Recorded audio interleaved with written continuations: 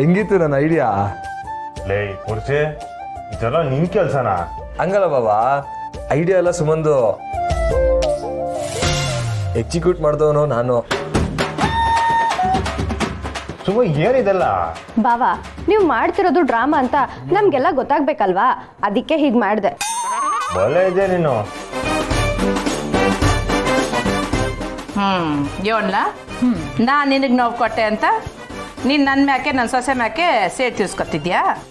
ಏಟಾದ್ರೂ ಬಂಗಾರಮ್ಮನ ಮಗ ಅಲ್ವೇ, ಈಟು ಚಮ ಕೊಟ್ಟೆ ಅಂದ್ರೆ ಹೆಂಗೆ? ಅಳಿ ಅಂದರೆ ಹಾಗಾದ್ರೆ ನೀವು ಇಷ್ಟೊತ್ತು ಕೋಪ ಮಾಡ್ಕೊಂಡಿದ್ದು ಸುಳ್ಳ? ಎಲ್ಲ ಗೊತ್ತಾದ್ಮ್ಯಾಗೂ ಈ ಪ್ರಶ್ನೆ ಕೇಳ್ತಿದ್ಯಲ್ಲ ಗಂಗಾಧರಪ್ಪ. ಅಳಿ ಅಂದ್ರು ನಮ್ಮನ್ನ ಬಕ್ರ ಮಾಡಕ್ ನೋಡೋರು.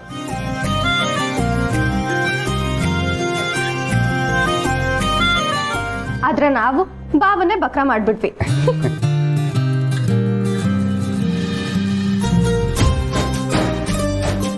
ಇರಿ, ಆದ್ರೆ ನೆಟ್ಟು ಬೋಟಲ್ ಅಂತವನೇ ಅದೇ, ಹೋಗ್ಬಿಟ್ಟು ಸರಿ ಮಾಡ್ಬಿಟ್ಟು ಬರ್ತೀನಿ.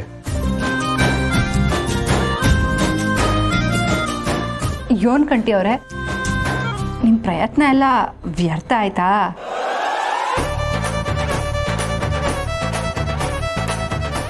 ಇರ್ಲಿ ಬಿಡಿ ಸಾನವ್ರೆ, ಸ್ವಲ್ಪ ಹೊತ್ತಾದ್ರೂ ನಿಮ್ನೆಲ್ಲ ಕಾಡ್ಸಿದ್ನಲ್ಲ, ಆಟೆ ಸಾಕು.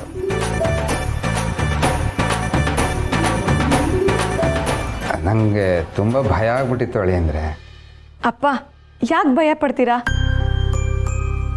ಇಂಥ ಮುತ್ತಿನಂಥ ಗಂಡ ಸಿಕ್ಕಿರ್ಬೇಕಾದ್ರೆ, ಬಂಗಾರದಂಥ ಅತ್ತೆ ಸಿಕ್ಕಿರ್ಬೇಕಾದ್ರೆ ನಿನ್ನ ಮಗಳ ಜೀವನ ಏನೂ ಆಗಲ್ಲ. ನಾನು ಚೆನ್ನಾಗೇ ಇರ್ತೀನಿ, ನೀವು ಭಯ ಪಡಬೇಡಿ.